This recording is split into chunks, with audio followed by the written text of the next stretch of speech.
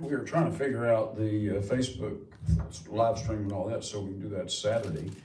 So we're still working on it, learning how to do it. Looks like it changed a little bit again. So tonight, in our Thursday night Bible study, these go about 8 to 10 minutes, sometimes maybe less than 8 minutes. Yeah, they look good. Okay, I want to share with you the fact, in fact, I'm just reading this today in Deuteronomy where God said, whatever you say, you must perform whatever goes out of your mouth. You are required to do it. I'm required to do whatever God says, whatever I say. God says I am required to perform my own words. Don't you think that God will perform his if he requires us to do ours? You think about it. If God says you must do what you say, in fact, it's also in Numbers, I think it's 30, I believe it is. You have to do whatever you say you're going to do. Why would God want you to do that except that he's going to do whatever he says he's going to do? One of the most beautiful scriptures, and I quote these all the time, probably at least once a week. Now, here's what Jesus said. He went up to a fig tree and he spoke to it and he said, you'll never produce fruit again. And presently the fig tree withered away. And the disciples, they marveled. They said, how soon is the fig tree withered away? This is in Matthew 21. Verse 21, Jesus said, truly.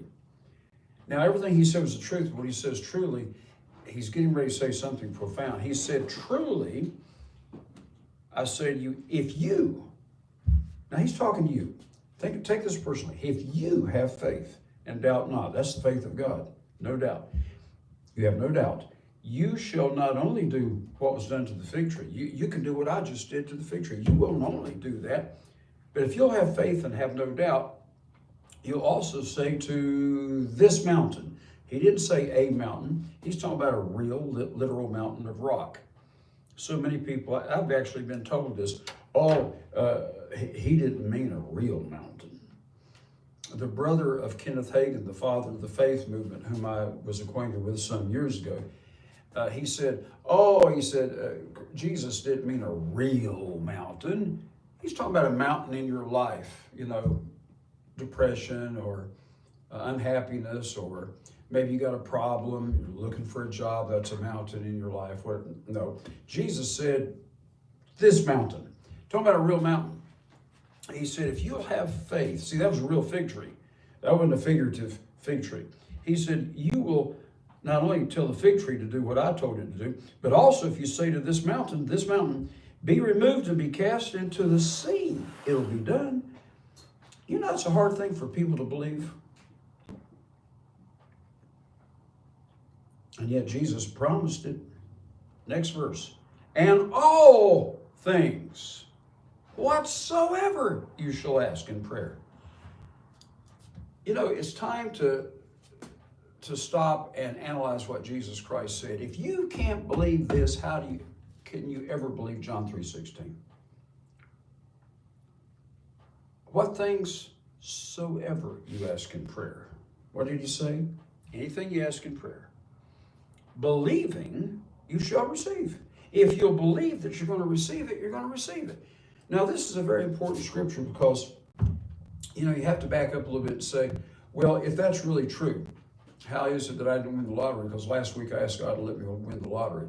Or maybe you ask God to help you commit a sin. James says you have not because you ask not. Sometimes we don't get our needs met because we just didn't pray about it. But then also James says, and then you ask, but you ask amiss. And if you look in the margin beside the word amiss, my Bible says evilly. It's something that's not in accordance with God's will. If you're asking for God to help you commit a sin, Lord, help me to get by with robbing this bank. Don't expect that God's going to help you do that. But what if you're asking for something that you know is God's will? To have your needs supplied, to have food for your wife and your children, to have those basic necessities. Whatever you ask, if you don't doubt and you'll have faith in God, that God will do it. If you'll believe God will do it, what things soever you shall ask in prayer. Believing, you'll get it.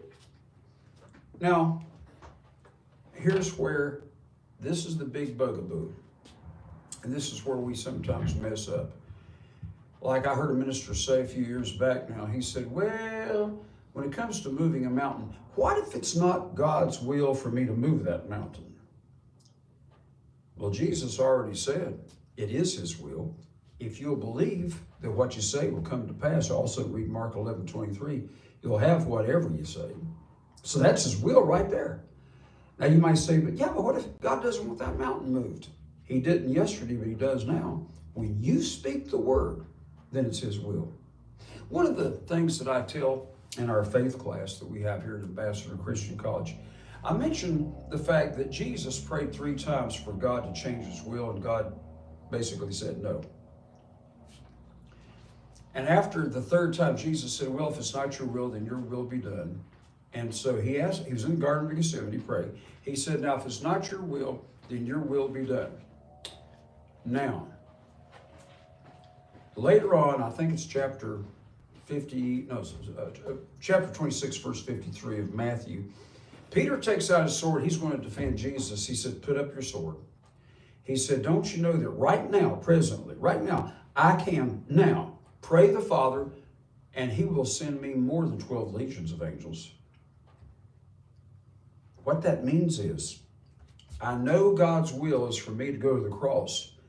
But if I choose not to go, I can ask the Father to deliver me, and he will. You mean contrary to God's perfect will, if you ask, you'll receive? What did Jesus mean when he said in Matthew 7:7, ask and you shall receive? And look at verse 8. He said, for everyone that asks, receives. But what if you're asking for something that's not God's perfect will? He'll still give it to you. You say, well, then why come I didn't get my prayer answered? Well, first of all, he says you got to believe for it. And secondly, if you're asking amiss, help me to rob a bank, that's probably not going to work. Now, in wartime, when you say, Lord, let us get more of them than they get of us, help us to win this battle, then yeah, God may help you to kill thousands and to save your lives. That's in wartime. But just to say, Lord, help me go out here and murder this man across the street over here, that's not going to work, because that's contrary to God's will. But if it's in the general will, you don't have specific will. Lord, should I take this job, or should I take that job? You don't have that in the Bible. But you have his general will. It's his will to supply your needs. If you're sowing into God's work, that's Philippians 4, verses 13 through 19. If you are sowing, then it's God's will for him to supply your need. If you know you've been doing that, you can come to God in absolute confidence. Now, what if you want job A as opposed to job B? You can pray, and God knows how to open doors. What I'm saying is, when Jesus said, let me give you one final verse and I'll conclude. Mark 11:24. What things soever you desire. Now, the Greek word there should better be translated whatever you're asking, meaning you're praying. Whatever you're asking for, when you pray, believe you receive it and you'll have it. But what if it's not God's will?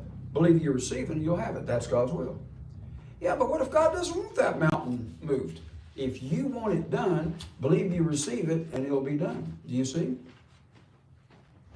Now, boy, that gives you a lot of power. Not physical power. God has all the physical power. But that gives you an awful lot of authority and a lot of influence with God in heaven.